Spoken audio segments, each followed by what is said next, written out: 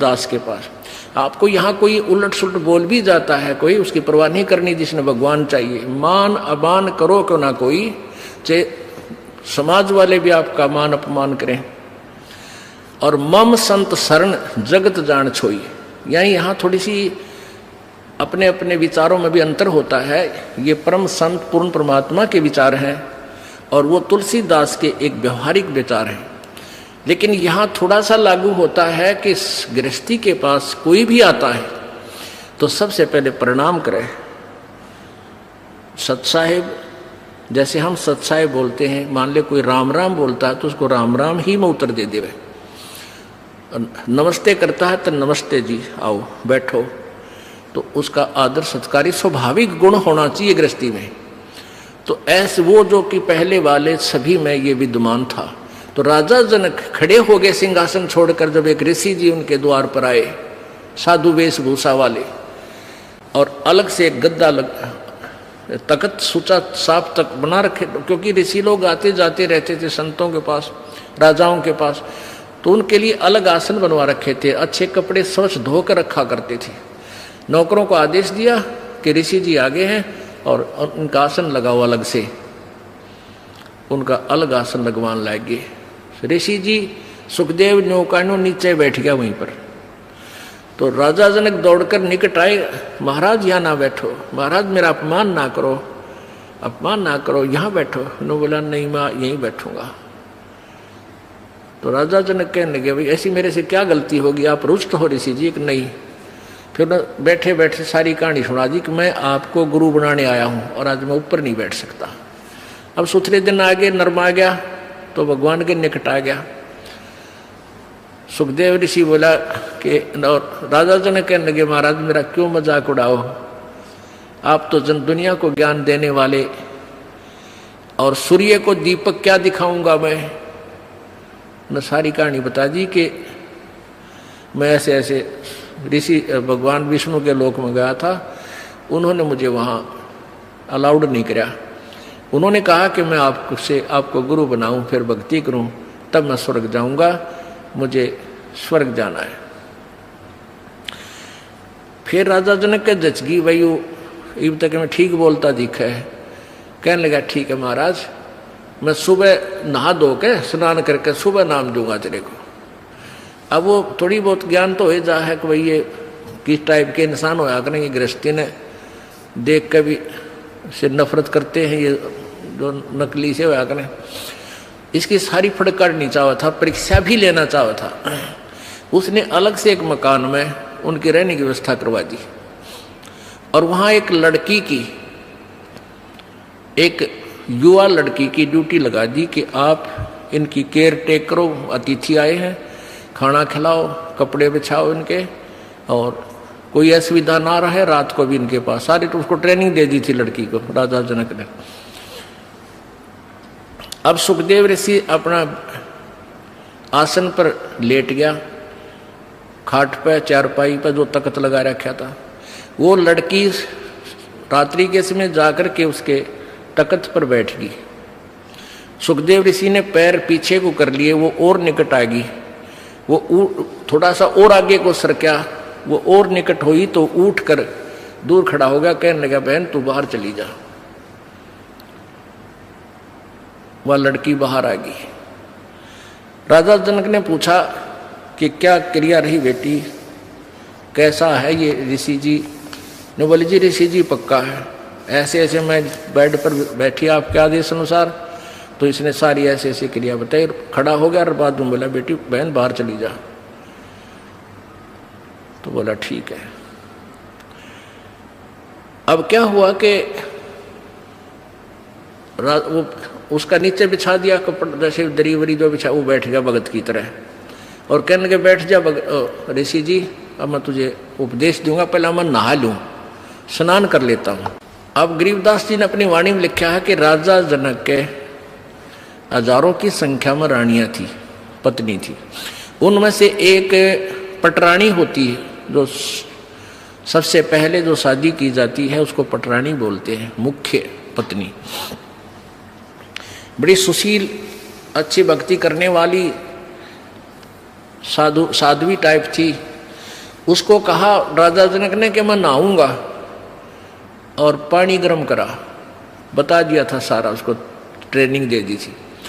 वहीं पर जहाँ इस पहले बड़े बड़े दरवाजे होते थे, वहीं इधर सुखदेव ऋषि बैठा और इस साइड में लगा कर चूल्हा ईंटा का, और ऊपर धर दिया पतीला और नीचे बाल दिए लकड़, सूखी लकड़, और पानी न उबला जो कर चाय बनाया करें, बनाते उबला करें।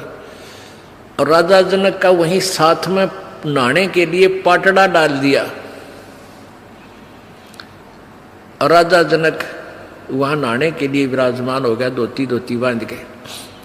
और वो रानी जो पटरानी थी उसकी, वो लोटा भरे उस उबलते जल में थे, चूल्हे वाले पन्नों का पतीला ऊपर रखा है, और राजा जनक की चोटी में घेरा रास गेला नवावे, और वो पानी राजा जनक पर डाल रानी तो, और सुखदेव नो है जलेगा भी हो। अब वो पानी उस पर गिरे, सुखदेव पीछे नो है। अब राजा जनक देख रहा अगर ऋषि जी की कैरियर सलोरी है। राजा बिहन से देई जब तारी, और हमें स्नान करावे नारी। राजा हंसा, और जब वो न्योकड़ू है ना, तब राजा ने कहा कि सुखदेव ऋषि आप एक बार व्यास के बेटे, तो अपने आप को ऋषि माने फिरे था, बाल ब्रह्मचारी कहे था, और हम तो गृहस्थी हैं बाल। और आजा जो मेरे नहाने के बाद जो पानी गटर में जा रहा है, जो नाली के अंदर से पानी बह रहा है, तो इसमें हाथ दे दे व्यास के बेटा, जब जानो तो किसा भगत है, अपने आप में ऋषि बना फिरे था। वो निकट आया, नो बोला मैं ना दूं, मेरी तो सारी उंगली जल जाए, इतना गर्म है यो। मैं इस नहाने के बाद जो जल जाता है वो 50% कम हो जाता है गर्म, और उसके बाद भी नो कहे मैं ना दूं, मैं सारा जल जाऊं, दूर बैठ गया जाके। तब राजा भी हंसा, जोर हंसा, और ताली बजाई, नो हथेली पीटी, और हमें स्नान करावे नारी। अरे तू इतनी दूर से जलन हो रहा नवावे, जिसने तू एक हे मान रहा था अपनी दृष्टि में, औरत तो देखनी भी नहीं, शकल भी नहीं देखनी, अरे या तेरे से अच्छी भक्ति करे, इसके हाथ भी ना जलते। और ऐसा योग कमाया पूता, बेटा यो के इतना भक्ति करी, के साधना की, और क्या हुआ जो इंद्री धूता। अरे इस क्या हो गया, तन इंद्रियों को काबू करने की चेष्टा कर रही है, इनके खच्चम खच्चा हो रहा। इंद्री कर्म लगाओ किसके, जैसे जिव्या लेप नहीं मधुरस के। नालायकी इस इंद्रियां का के दोष है भाई, इन तू रोके बैठा। अब जीभ के शहद लगा दे, 1 सेकंड में टेस्ट करके नीचे न कर देगी, जीभ का निशान भी ना पाओ मत होगा। तो इंद्रियां का कर्म नहीं लगे, तेरे मन के कर्म लगेंगे, और मन में दोष आए बिना रह नहीं सकता बेटा, ते तो कितनी बात बना दे। या वो भी जान गया भाई मन तो दुष्ट है, 1 मिनट में करा के बूंदी सोच जा, फिर सेकंड में कुछ और सोच ले। तो कहते हैं इंद्री कर्म लगाओगे किसके, जिव्या लेप नहीं बदुरस के। काफी ज्ञान दिया, फिर समझाया उसको। फिर क्या बताया कि रात्रि के समय ये लड़की तेरे बेड पर बैठी, और तेरी क्या स्थिति थी, क्यों डर गया, या कोई खावा थी तेरे को, तेरे में ज्ञान नहीं, विवेक नहीं, अगर तू आत्म तत्व में भी नहीं है, परमात्मा के निकट कहाँ, तो बहुत देर की बात है। योगी पुरुष आत्म तत्व में आ जाते हैं, स्त्री और पुरुष की आत्मा में उन्हें भिन्नता नजर नहीं आती। अगर तू थोड़ा बहुत आत्म तत्व में भी आ रहा होता, तो भी तेरे अंदर ये शुक्र पैदा ना होती, और बैठ जाता, कहता जा बेटी बैठ, आओ भाई बैठो, बात परमात्मा की चर्चा शुरू करता, उसको ज्ञान सुनाने लग जाता। आप पे दोष खत्म था, तेरे अंदर दोष था, इसलिए तू सुकड़ा। इस तरह एक बार सांग देखने चले गए 2 जने, एक तो पहले जाता था, एक पहली बार गया था, और वो लड़के उस समय लड़कियों का ही रोल बना के और मेल फीमेल का रोल करा करते हैं। तो नाच रहे थे, कोई गा रहा था, अच्छे सुसज्जित कपड़े मेकअप कर रखी थी। तो पहली बार जो लड़का गया था वो ने कहा दूसरे ने, देख के सुंदर लड़की, देख किसा बढ़िया नाच है, वो दूसरा बोला लड़की को ना, यो लड़का है, उसका ना जच्ची बात है ना, तो नहीं बेरा। वो फिर शाम के समय जब वो वहाँ अपना स्वांग करके, वो ड्रामा पूरा करके, जब जहाँ वो रुके थे किसी चौपाल में वहाँ गए, वो पहले जो सत्संग सुन जिसने वो सांग देख रखे थे, वो अपने साथी को लेकर वहाँ चला गया।